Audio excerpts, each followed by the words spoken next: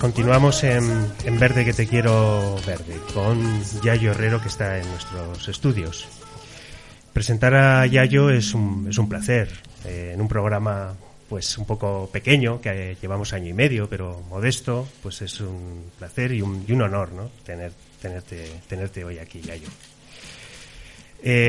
Casi todos los oyentes me imagino que conoceréis quién es Yayo Herrero, pero no está de más decir alguna cosilla, ¿no? Bueno, pues es licenciada en Antropología Social y Cultural, educadora social e ingeniera técnica agrícola. Y además tiene un diploma de estudios avanzados en pedagogía. Es una conocida y reconocida activista ecologista.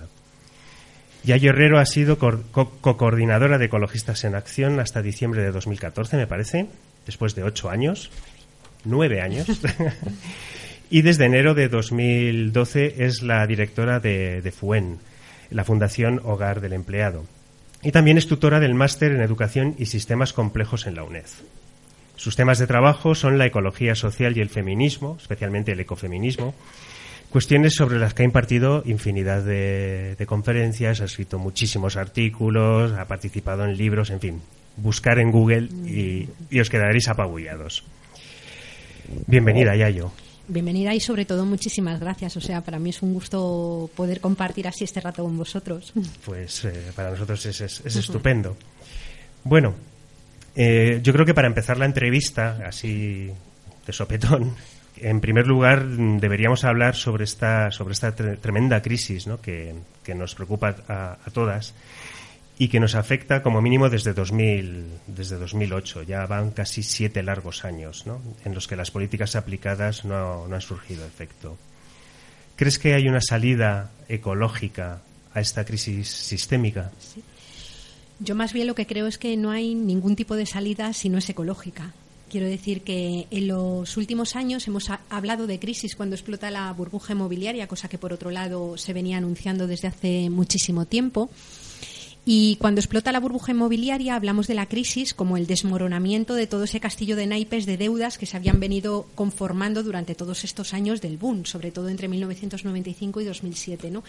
Pero claro, escondida debajo de esa crisis financiera, debajo de esa crisis que ha sido perpetrar una verdadera estafa en todos los sentidos y que se trata de resolver, digamos, poniendo lo público que queda al servicio de la regeneración de las tasas de ganancia del capital, pues hay una crisis que, como tú planteabas en la pregunta, es una crisis sistémica, ¿no? ¿Y por qué decimos que es una crisis sistémica? Porque fundamentalmente es una profunda crisis ecológica que se materializa en una crisis de energía y materiales. Hemos alcanzado lo que se llama el pico de agotamiento de muchos, desde luego del petróleo, pero también de muchos materiales. Digamos que alcanzar el pico significa que por cada unidad que extraes del producto que sea, ya sea platino, litio o petróleo, en un lugar del mundo no se encuentran reservas que sustituyan eso que has extraído, ¿no?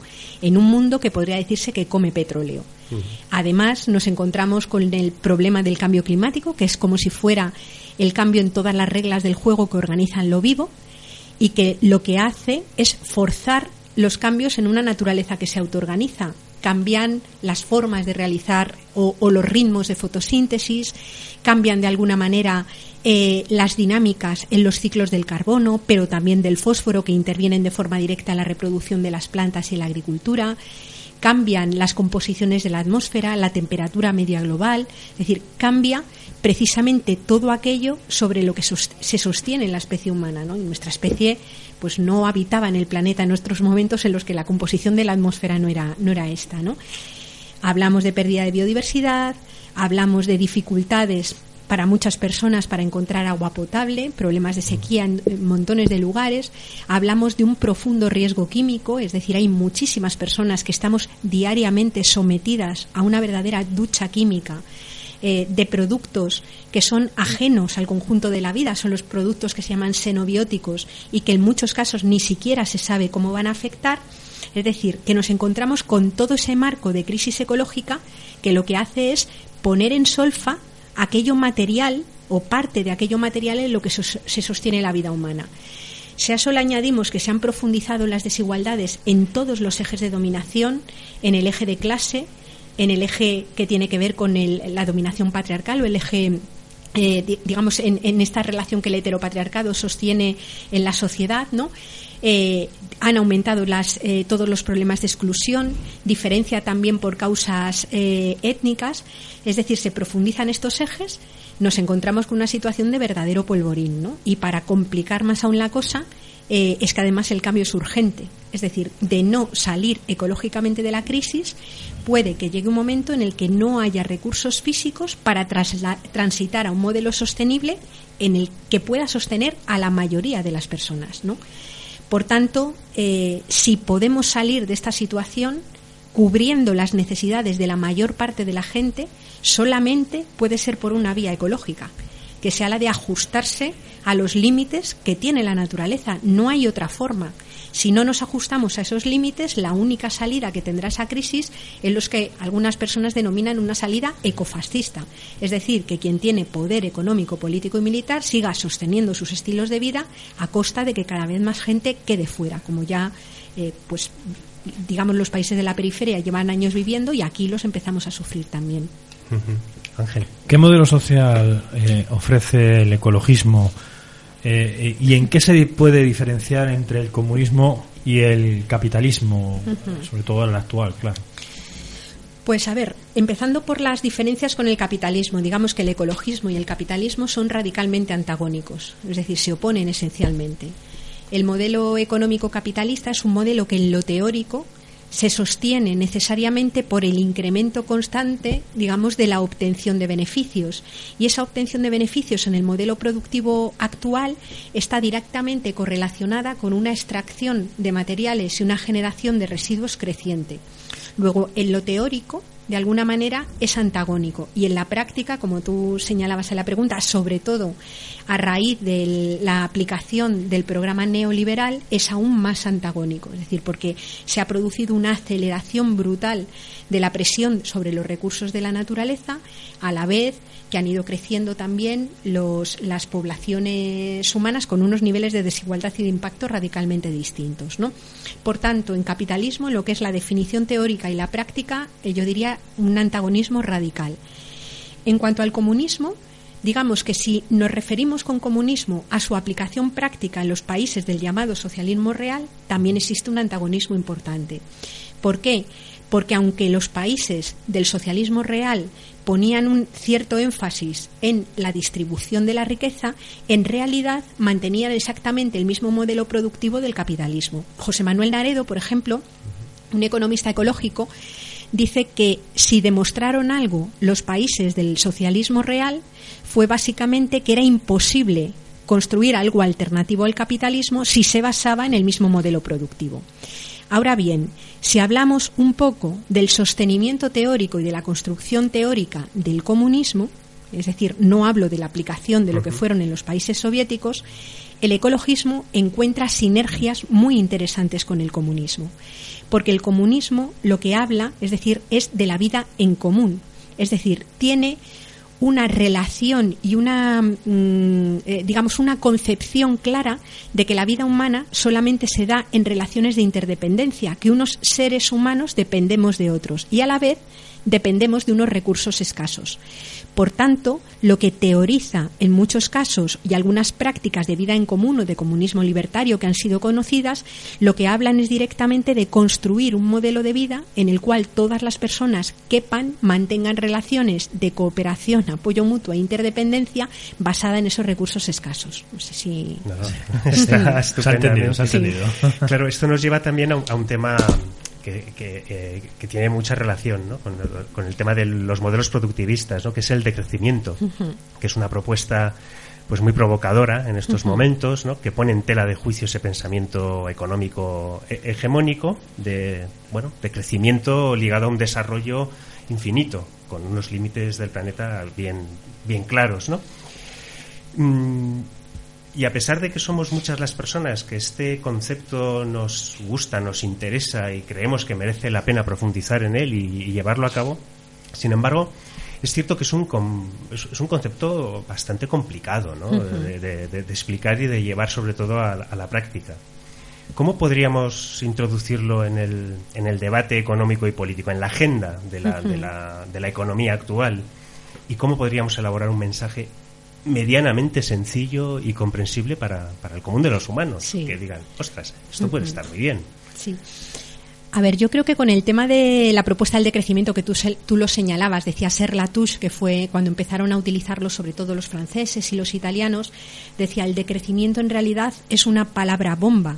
El decrecimiento es un eslogan, una provocación que trata de llamar la atención sobre la idea de que no es razonable pensar que crecer económicamente es en sí positivo independientemente de a costa de que se crezca, ¿no?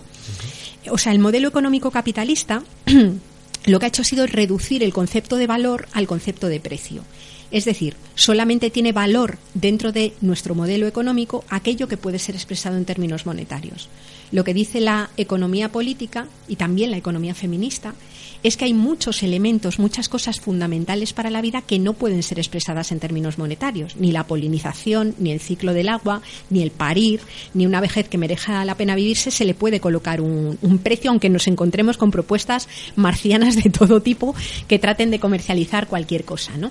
Entonces, esta idea reduccionista del concepto de valor al concepto de precio, al separar la economía directamente de la materialidad de la vida, lo que hace es construir una idea de crecimiento y de producción que directamente se desconecta de la tierra. Y el problema que tenemos es que le pasamos a llamar producción lo mismo a fabricar bombas de racimo que a cultivar trigo. Y el problema que tenemos es que no es lo mismo una producción orientada a satisfacer necesidades humanas que una producción orientada a destruir la vida. Entonces, ¿qué es lo que plantea el decrecimiento? Y os voy a plantear también algunos errores que creo que se han cometido cuando se ha defendido el tema del decrecimiento, que creo que lo hace menos, a mi juicio, lo hace menos entendible, ¿no? Cuando hablamos de decrecimiento, por lo menos cuando hablamos o lo hemos trabajado desde Ecologistas en Acción, hablamos del decrecimiento de la esfera material de la economía. Es decir, de la necesidad de establecer una economía, un metabolismo económico que utilice menos energía, menos materiales y menos residuos. Y desde este punto de vista, el decrecimiento de la esfera material de la economía no es una opción, ni es una propuesta que le queramos hacer a la sociedad. Es sí o sí, y puede ser o ecofascista o injusta, o por la vía del reparto y de la, digamos, de una organización racional y ajustada a lo posible que te ofrece el planeta de los recursos naturales, ¿no? Entonces, nosotros apostamos por el decrecimiento de la esfera material de la economía. ¿Qué es lo que pasa algunas veces? Que lo que se defiende como decrecimiento es el decrecimiento económico. Es decir, se defiende como positivo que baje el PIB. Y entonces la gente se vuelve loca, porque dice, ahora mismo estamos en recesión, está bajando o ha bajado durante algunos años el Producto Interior Bruto y lo que vemos alrededor es una miseria brutal. O sea, por decirlo de una forma un poco burda, así, un poco castiza, al ecologismo social le importa un carajo que suba o que baje el PIB. Lo que nos importa es que se produzcan cosas que sirvan para mantener las necesidades de la gente.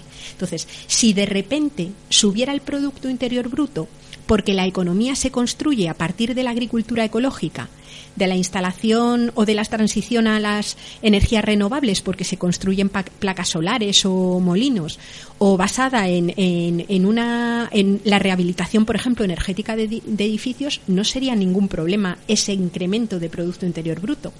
El problema es cuando el Producto Interior Bruto crece a costa de la enfermedad, porque, por ejemplo, el negocio de la industria farmacéutica no es la salud de la gente, es precisamente su enfermedad, es la venta de medicamentos. O cuando crece, por ejemplo, a costa de la guerra, que es un acelerador del Producto Interior Bruto. Yo no sé si os acordáis que este año, a final de año, plantearon que dentro del cálculo del dentro del cálculo del PIB del Estado español iban a incluir la prostitución y las drogas, es decir, el tráfico de drogas directamente, ¿no? Porque incrementa esos montantes, ¿no? Entonces, cuando tenemos indicadores económicos que no solamente no cuentan como riqueza cosas esenciales para la vida, sino que empiezan a contar la destrucción como si fuera riqueza, lo que hacemos es que tenemos a todos los expertos economistas tomando decisiones y orientando el timón de la economía, pasando y al margen de las necesidades de la gente y de las posibilidades de los territorios. Por tanto, el decrecimiento es avanzar hacia un modelo productivo que consuma menos energía, menos materiales, genere menos residuos, porque no se van a poder seguir manteniendo. Va a decrecer sí o sí. Y la clave está en si lo hacemos por una vía justa o no. Y sí que me parece importante que cuando vamos a comunicar el tema del decrecimiento, pues yo sí que he visto algunas veces que se defiende el decrecimiento económico en términos de menos PIB, y claro, como no se sabe salir muy bien del atolladero, le dices a la gente, mira, es que vas a vivir muy bien con menos, y a una persona parada en situación de pobreza energética, que está en una situación de penuria tremenda, pues decirle que va a vivir muy bien con menos es casi tomarle el pelo, ¿no? Claro. Entonces, bueno, yo creo que conviene colocarlo en ese punto, ¿no? En ese ámbito. Y por ejemplo, ahora que tenemos las economías, ¿no? La alemana, la francesa, que están en decrecimiento o en contracción, o el posible crecimiento de la economía española que nos están anunciando, pues bueno, está por ver. Podría acarrear, pues, a nivel europeo, que si se sigue decreciendo o contrayéndose la economía como parece inevitable, ¿podría esto producir o posibilitar la transformación de esa contracción en un decrecimiento positivo, en buscar posibilidades de salida de la crisis aprovechando la propia debilidad de la contracción de la economía? A ver, yo creo que el desplome, digamos, de los modelos productivos tal cual los conocemos, ¿no?, pueden tener un resultado positivo siempre y cuando tengamos personas tanto en las instituciones como en la calle, los movimientos sociales, que sean capaces de orientar ese cambio en la línea de un modelo productivo que sea sostenible. Es decir, hasta ahora lo que ha sucedido es que la recesión de la economía, es decir, la bajada de esos indicadores monetarios, se ha traducido en que se haya querido resolver, digamos, esa regresión del modelo económico capitalista, pues a costa de lo que se han llamado las políticas de austeridad.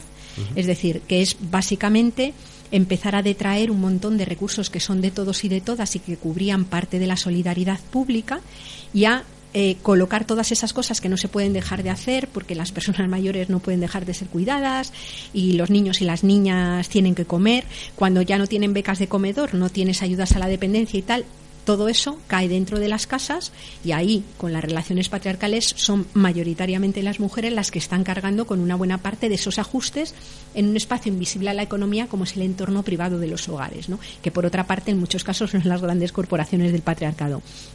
Pero si fuéramos capaces de hacer el análisis, es decir, poner encima de la mesa los datos de dónde estamos en el plano material, es decir, realizar un análisis mínimamente material y racional de cómo estamos a nivel de recursos, sí que sería posible reorientar el modelo productivo, ¿no? O sea, para mí lo que sí que es importante también es que nos demos cuenta, yo como ecologista que soy, naturalmente me importa mucho la salud de los ecosistemas, pero también me importa la calidad de la vida de la gente que vive en ellos, ¿no?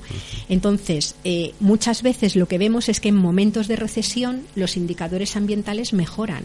Es decir, por ejemplo, en el Estado español, con toda la caída y el desplome del ladrillo, pues claro, menos cementación en el territorio, disminución de las emisiones de gases de efecto invernadero, es decir, que tiene repercusiones positivas, pero claro, no podemos valorar con alegría mejoras en los indicadores económicos si se construyen también a la vez con un deterioro de las condiciones de vida de grandes partes de la población tremendas, ¿no? Es decir, desde el punto de vista del ecologismo social, queremos sistemas que se puedan sostener en el tiempo y a la vez personas y sociedades emancipadas, ¿no?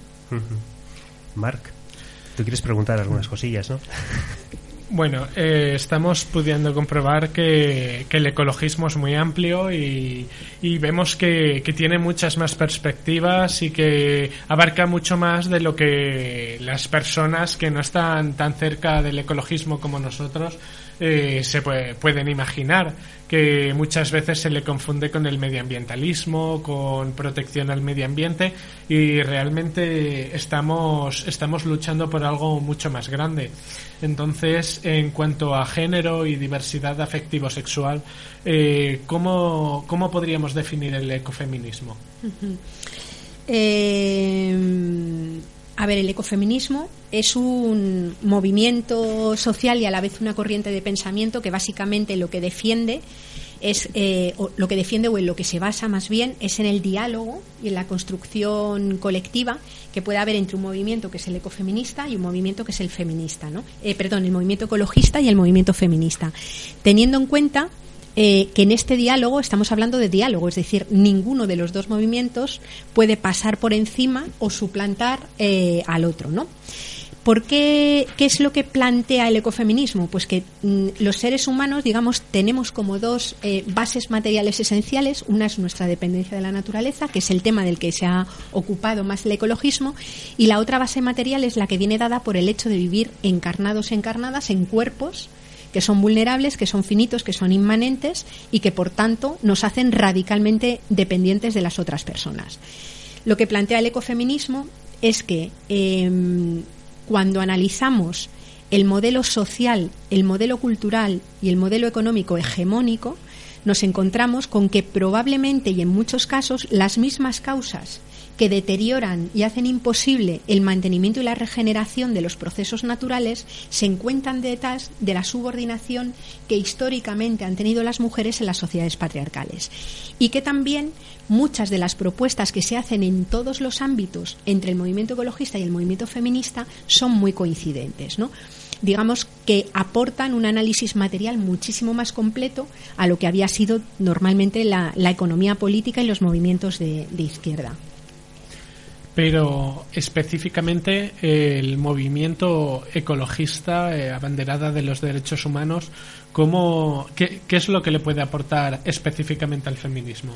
Yo creo que el movimiento ecologista al feminismo le puede aportar, entre otras cosas, la racionalidad de la imposibilidad de vivir creciendo ilimitadamente en un planeta con límites físicos. Es decir, el feminismo ha sido un movimiento que ha vivido también en muchos casos tan de espaldas al hecho de los límites del planeta y al hecho de ser seres que vivimos dependientes de la naturaleza, del mismo modo que el ecologismo y muchas partes del ecologismo viven absolutamente ajenos al movimiento feminista, y podemos encontrar sociedades, por ejemplo en los pueblos originarios, sociedades sostenibles y que perduran en sus propios territorios y con unas conductas absolutamente heteropatriarcales.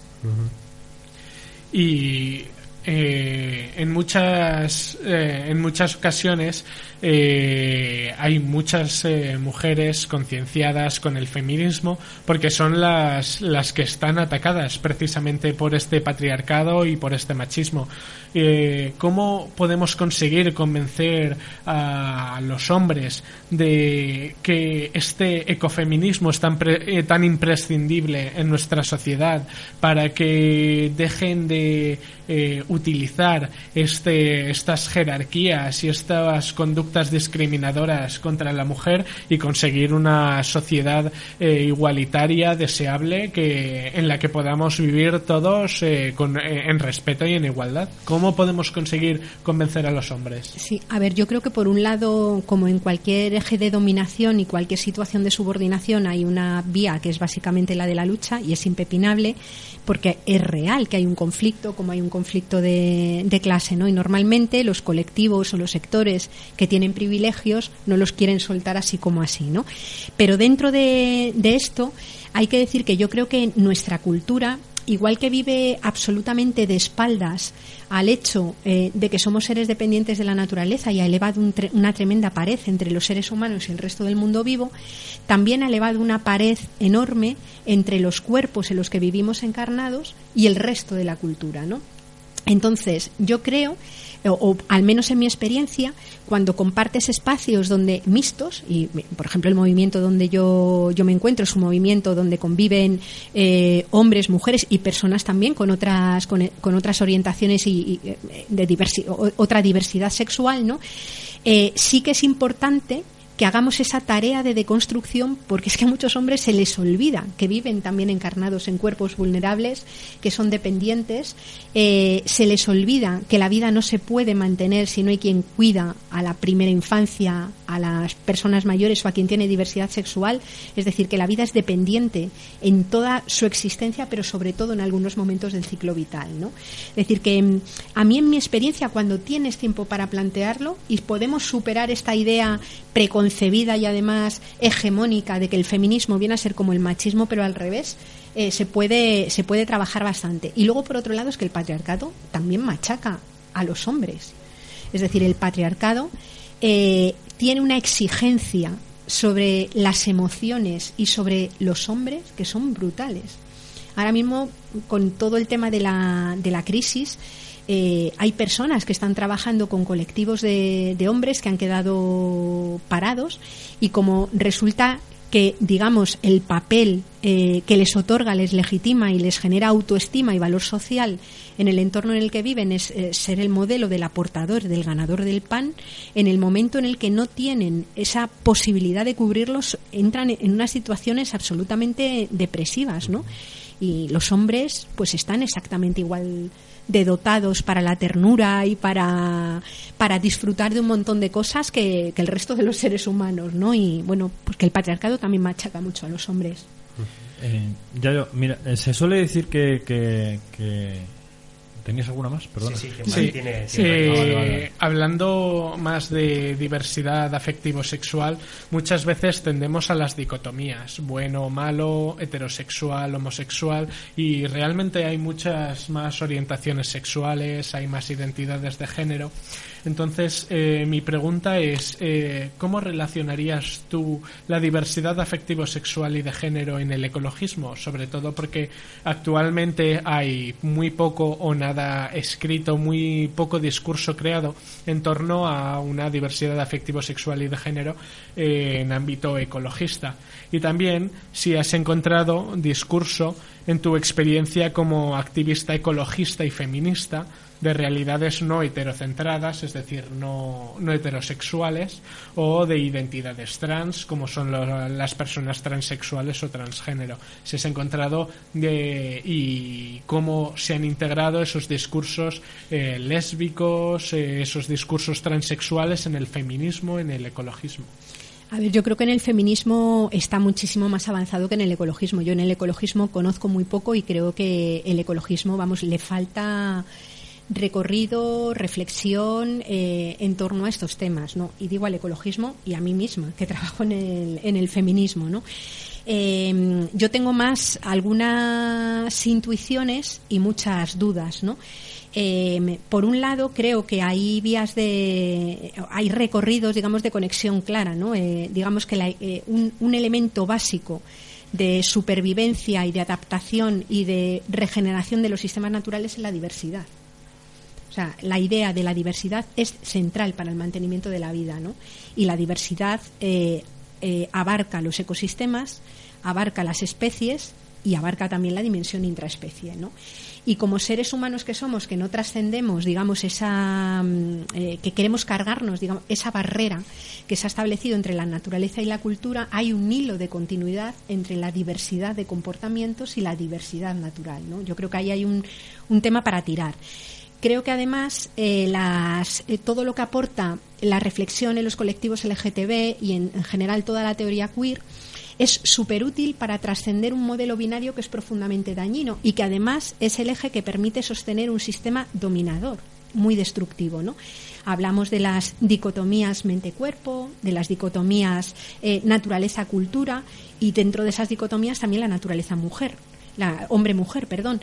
La antropología nos muestra que somos prácticamente una de las únicas culturas no una de las únicas, hay varias, pero hay muchas culturas que se manejan con otra diversidad sexual, que no se manejan en la lógica binaria, ¿no? Y se encuentra, de hecho, leía el otro día que la constitución de no sé qué país ya iba a meter dentro de la idea de otras diversidades sexuales que no son solamente los de la dicotomía, ¿no? Y luego creo que también hay una aportación interesantísima, yo la escuché y es el único discurso, respondiendo a la segunda pregunta que planteabas, que yo me he encontrado en unas jornadas que hubo de ecologismo y feminismo que organizaba Alicia Puleo, que es profesora de filosofía de la Universidad de Valladolid. Ella invitó a personas que venían y que habían hecho trabajo en este sentido, ¿no? Y a mí me encantó una intervención de una antropóloga, Verena Stolke, que lo que vino a plantear es que precisamente toda la teoría queer y todo el movimiento queer podía tener un efecto o podía tener una aportación, y yo creo que de hecho la tiene, muy interesante a la hora de romper esa barrera estanca que existe entre la cultura y la naturaleza, ¿no? Y también en la propia heteronormatividad de los cuerpos, es decir, que podía producir ese salto, ¿no? En aquellas jornadas también hubo alguna intervención que a mí, sin embargo, como pasa en todos los movimientos, te deja un poco más inquieta, ¿no? Que es otros sectores que defienden el cuerpo y la identidad desde una perspectiva absolutamente individual y con unos pero cuando digo individual, el cuerpo es individual, obviamente, pero también tiene una enorme dimensión relacional, ¿no? Habla de una posición individual mucho más cercana, por ejemplo, a las ideas más liberales o a la construcción del individuo sujeto abstracto que se ha hecho en las sociedades capitalistas, ¿no? Pero vamos, ya digo que a mí me falta muchísimo recorrido en esa línea, pero me parece que hay un campo por explorar bien sugerente e interesante. Yayo, en España se suele decir que no es un país para ecologistas, refiriéndose que es un país con escasa conciencia en este terreno. Sin embargo, existen muchísimas organizaciones locales y nacionales de carácter ecologista, ¿no? ¿Cómo puedes explicar esta aparente contradicción? Que la gente se involucre en asociaciones, pero sin embargo luego no tenga esa mentalidad global, ¿no? A ver, yo me niego a creer que España no sea un país para ecologistas, ¿no? Yo creo que en todas las... Otra cosa es que incluso dentro del movimiento ecologista no hayamos sabido dar saltos de escala, explicarnos mejor, llegar a otros lugares, ¿no? Y luego, por otro lado, a veces también la noción de lo que es un país ecologista yo la discutiría un poco. O sea, Noruega, por ejemplo, es un país ecologista en cuanto o Alemania, y tienen unas huellas ecológicas pues mayores que las que tiene el Estado español, ¿no? Quiero decir que hay también ecologismo que se construye barriendo la mierda a los países de la periferia o comiendo de lo que te proporcionan, ¿no? Es también el caso del Estado español, porque además construyó todo su modelo de crecimiento sobre una de las actividades más destructivas que hay, que es el cementar el territorio, ¿no? Antonio Esteban solía decir en sus escritos que España era como la peña ultrasura antiecológica de la Unión Europea, ¿no? Claro, yo creo que lo que pasa en el Estado español es que es verdad que hay un montón de movimientos ecologistas que yo creo que han tenido una acción muy potente en el territorio. O sea, yo quiero reivindicar que parte de las denuncias, por ejemplo, sobre modelos urbanísticos, sobre infraestructuras y tal, son las que le han servido a parte de las plataformas políticas emergentes para poder construir el discurso de la casta. Es decir, lo que ha sostenido empíricamente ha sido en buena medida la denuncia y el trabajo de campo que ha hecho no solo, pero sobre todo mayoritariamente y en solitario el movimiento ecologista, ¿no? Entonces, ¿qué es lo que sucede? Pues que tenemos un aparato, un imaginario colectivo y un aparato propagandístico metido en la cabeza de la gente que es brutal. O sea, Gramsci solía decir que un sistema no era hegemónico cuando se había adueñado solo del poder político y del poder económico, sino que se hacía hegemónico sobre todo cuando se había adueñado de la forma de pensar de la gente, ¿no? Entonces, claro, tenemos un concepto de riqueza, de progreso, de bienestar, de buena vida, que es absolutamente incompatible con un modo de vida ecologista. Pero yo sí que tengo la sensación, o sea, y lo he visto en los últimos años, yo ahora mismo vas a círculos de Podemos, a asambleas de Ganemos, a espacios de barrio, y ya cada vez es menos necesario explicar que el planeta tiene límites. Hace 7 era necesario, porque la gente te decía, bueno, que los científicos ya inventarían algo que permitiera fabricar lo que hiciera falta. Ahora esto cada vez es menos necesario. Entonces, entre los movimientos sociales ecologistas, ¿cómo crees que debe establecer esa relación con los partidos políticos? ¿Cómo debe establecer esa comunicación de no subordinación, obviamente? ¿Cómo tiene que establecerse ese tipo de relaciones entre movimientos ecologistas y partidos políticos? Inclusive, si crees que, pese a todo lo que comentas, si crees que todavía dentro de los partidos políticos, dentro de los programas, la parte ecologista, la mayoría de ellos, es un apartado muy secundario y de última fila, ¿no? Sí. A ver, yo creo que hay partidos políticos que llevan unos apartados en sus programas superpotentes en lo que tienen que ver con lo ambiental. El problema es que la práctica luego es, nefasta, ¿no? Es decir, que la actuación es el caso, por ejemplo, en algunos territorios, en algunos lugares, Izquierda Unida tiene un buen programa ambiental. Sin embargo, pues bueno, en muchos lugares la práctica y lo que se ha hecho es lo mismo que si no lo hubieran llevado, ¿no? En Podemos, en el discurso así mayoritario y hegemónico, pues la parte ambiental, es, por decirlo de una forma fina, escasa, ¿no? Si está Equo, que obviamente hace foco en el tema ambiental y que a mi juicio ha sido un poco más flojo en la parte más social, aunque yo creo que es una cosa que se ha ido solventando con el tiempo, ¿no? ¿Qué relación el movimiento ecologista? Yo creo que la misma que tienen que tener todos los movimientos sociales. Yo defiendo que los movimientos sociales tienen que ser absolutamente independientes de los partidos políticos. ¿Por qué?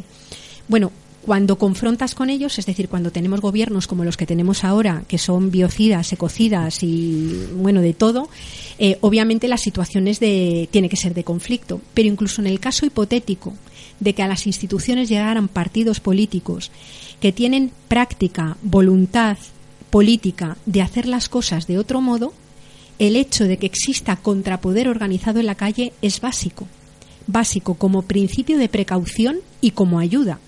Es decir, si ahora mismo llegara, imaginemos la coalición o el partido de nuestros sueños, sin ponerle nombre, ¿no? Llegara a gobernar, el tipo de cosas que tiene que hacer, si pone en práctica un programa político y económico que sitúe el bienestar de la gente y el bienestar de la gente incluye obviamente la posibilidad de vivir de un modo sostenible en el centro, tiene que hacer unas cosas que confrontan tanto con muchos de los poderes dominantes que o hay un movimiento de calle que esté dispuesto a defenderlo, apoyando, que se los quiera y que quiera esos cambios, o le va a ser muy difícil ponerlos en marcha. Más luego, lo que decía el principio de precaución, o sea, yo estoy convencida de que muchas de las personas que se han comportado como gobernantes corruptos, cuando eran pequeñitos no querían ser así. O sea, yo dudo que uno lleve el gen de la corrupción y de repente se manifieste, ¿no? Sino que son procesos vitales de los que no estamos exentos ninguna persona. Y la única manera de vacunarse contra esa posibilidad es que la ciudadanía esté organizada, participe, exija que se rindan cuentas y a la vez apoye aquello y eso hay que hacerlo desde la independencia política, creo yo. Desde tu punto de vista, entonces, ¿es necesaria una opción política directamente que se base en la ecología política? ¿O crees que debería integrarse en las fuerzas transformadoras que ahora están surgiendo por todos los pueblos de España, que no son estrictamente ecologistas? ¿Qué es lo que se tendría que hacer en este caso?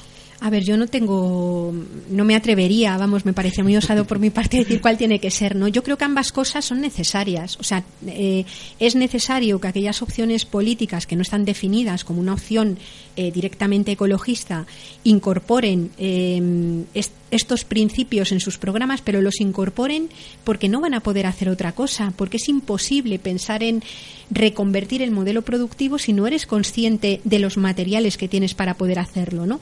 Y por otro lado, también me parece interesante que existan opciones políticas que ponen el foco y el eje en la ecología política, pues porque es una manera de meter también esos discursos. Lo importante es que luego estas opciones, unas y otras, puedan trabajar en conjunto y puedan confluir en propuestas que se deriven en ese cambio que queremos todos y todas, ¿no? Una de las cuestiones que mayor debate está suscitando en los últimos años es la factura eléctrica, considerada abiertamente como una estafa. Sin embargo, muy poca gente se plantea que tras esa estafa hay un modelo energético basado en los combustibles fósiles que está estrechamente vinculado a la crisis del sistema. ¿Podrías explicarnos un poco esa relación entre el actual modelo energético y la crisis de este actual sistema capitalista y qué otras vías alternativas podría existir para romper esta relación?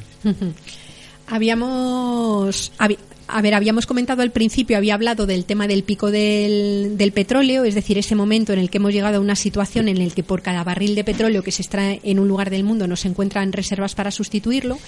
Y esto, según la Agencia Internacional de la Energía, desde el año 2006 se viene extrayendo una cantidad decreciente de petróleo convencional. Esto directamente pone en jaque el propio modelo que tenemos ahora mismo, porque podríamos decir que ahora mismo vivimos en una sociedad que come petróleo.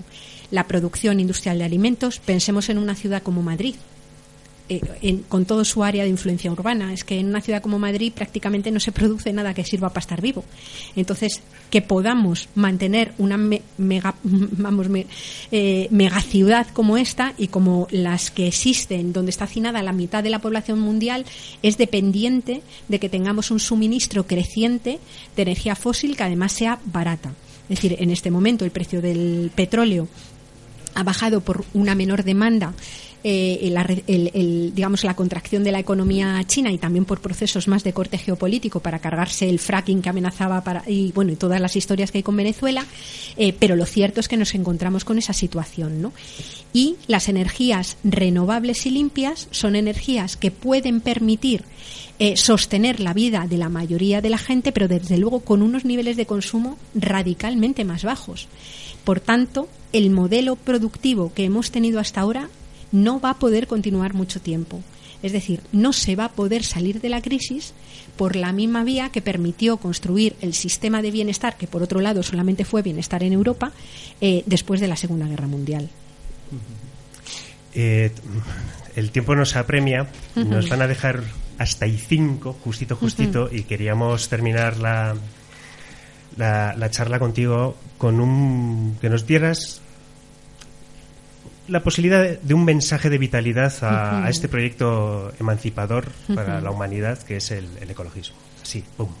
A ver, yo creo que es evidente, a mí, si el movimiento ecologista, que es un movimiento que ha venido en el Estado español perdiendo un montón de batallas, es decir, casi todo lo que denunciamos tiene la autoestima tan alta, y es un movimiento que sigue teniendo una alegría y una vitalidad impresionante, es porque de verdad creemos que la única posibilidad de construir una sociedad en la que quepamos todas es la posibilidad de construir un modelo de vida ecologista, ¿no? La parte buena, digamos, es que hay propuesta para hacerlo. Es decir, una parte del mensaje publicitario bestial es el no hay alternativa, y no es cierto, hay alternativa. En todos los ámbitos y en todas las disciplinas, sean las transiciones energéticas, en la rehabilitación, en la agricultura, en la pesquería, en los bienes relacionales, hay propuesta elaborada, que yo no voy a decir que sea una hoja de ruta para implantar ya, habrá que trabajarla, pero hay propuesta elaborada. Y luego, sobre todo, es que además vivimos en sociedades que son hiperdestructivas, hiperconsumidoras e hiperinfelices. Es decir, que lo que más se consume de producto farmacéutico en nuestras sociedades son los ansiolíticos y los antidepresivos.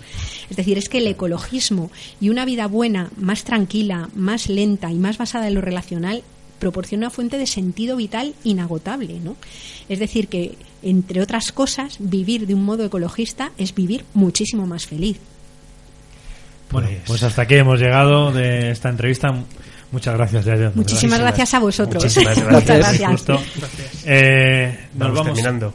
Sí, bueno, vamos a despedirnos ya.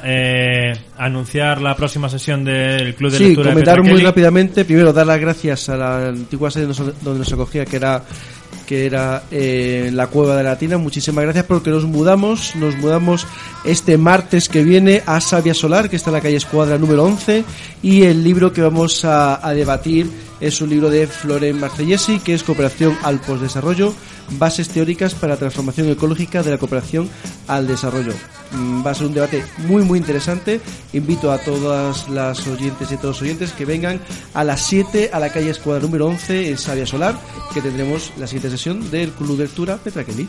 Y yo 2 anuncios rápidos. Mañana 31 de enero a las 18 horas hay un homenaje a Ladislao Martínez, Ladis, en el Auditorio de Comisiones Obreras Marcelino Camacho, en la calle Lope de Vega 40 en Madrid. Va a ser un acto muy emotivo y muy necesario. Y también a nivel local, el lunes 2 de febrero a las 8 de la tarde en Getafe Central, el Bicilunes organizado por Getafe en Bici. Nos vemos en el próximo programa. Bueno, pues hasta el último viernes de mes.